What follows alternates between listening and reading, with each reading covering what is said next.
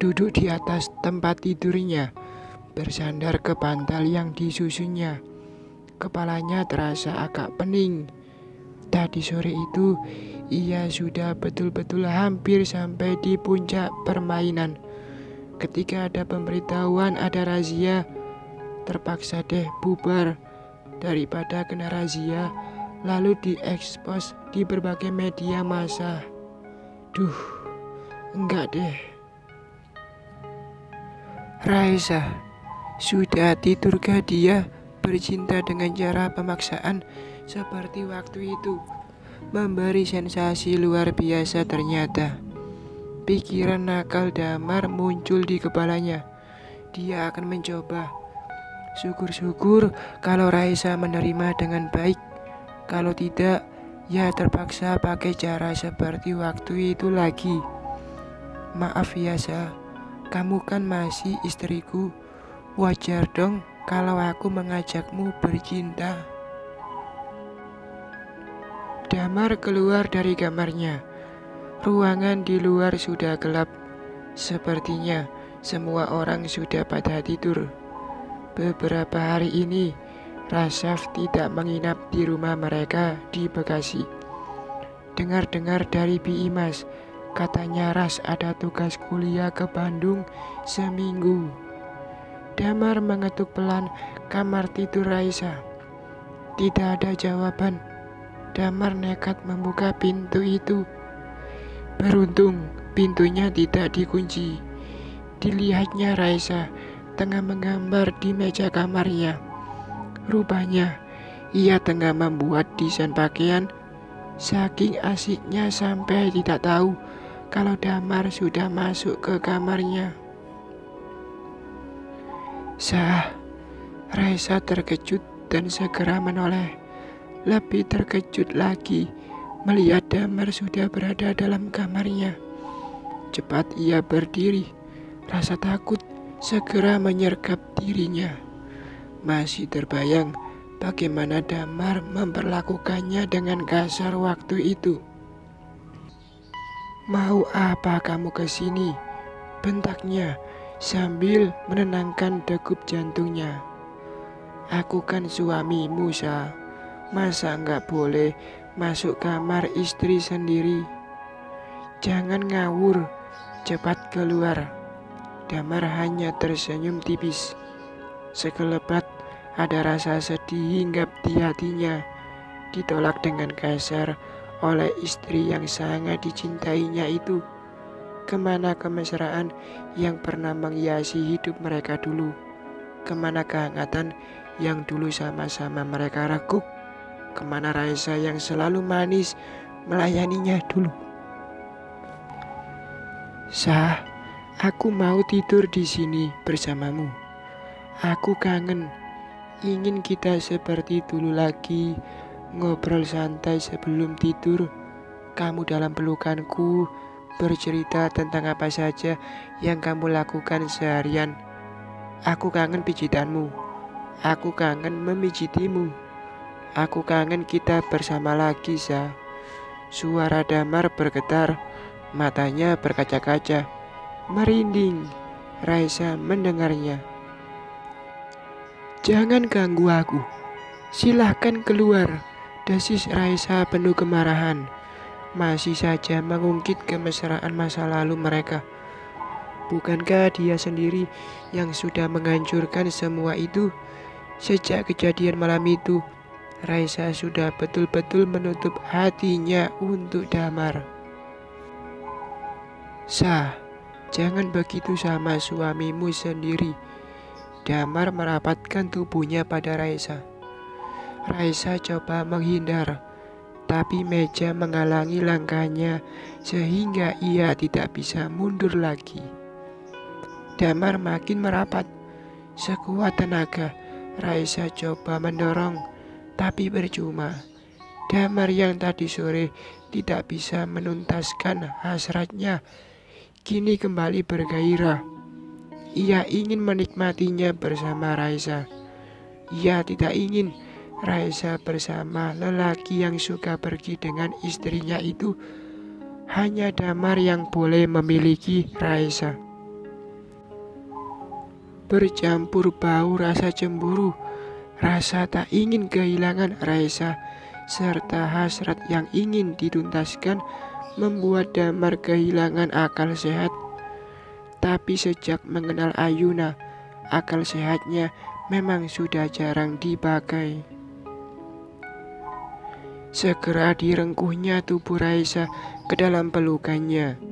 Dihujaninya wajah istrinya itu dengan ciuman. Dipaksanya melahap pipi Raisa. Seberapapun Raisa berontak, namun ia tak bisa melawan tenaga Damar yang sudah dirasuki hawa nafsu itu. Dengan kasar, Damar membaringkan tubuh istrinya itu di tempat tidur dan langsung ditindihnya, membuat Raisa ngap gelagapan. Seperti dejavu, kedua tangan Raisa yang memukulinya diikatnya dengan selendang Raisa yang tergantung di sandaran kursi.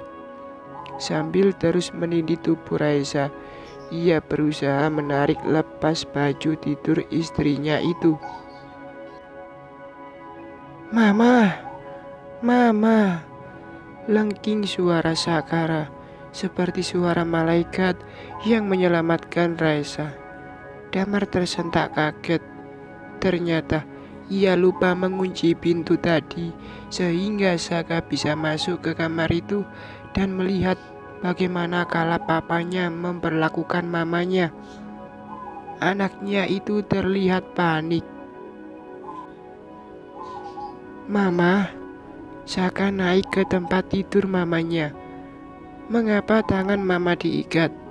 Pria kecil itu berusaha melepaskan ikatan tangan mamanya sampai terlepas tanpa mempedulikan papanya yang berdiri bengong. "Sakit, Ma." Tangan kecil itu mengusap-ngusap pergelangan yang memerah itu. Pertanyaan polos yang mampu menyejukkan hati Raisa yang sedang dipenuhi amarah. Raisa memperbaiki pakaiannya yang hampir terlepas, lalu memeluk buah hatinya itu dengan penuh rasa syukur sambil berurai air mata. Saka balas memeluk mamanya dengan erat, seolah ingin melindungi mamanya dari orang jahat. Saka tidak mengerti apa yang telah terjadi. Yang ia lihat, papanya menindih mamanya. Itu pasti membuat mamanya sesak nafas, sehingga mamanya meronta-ronta.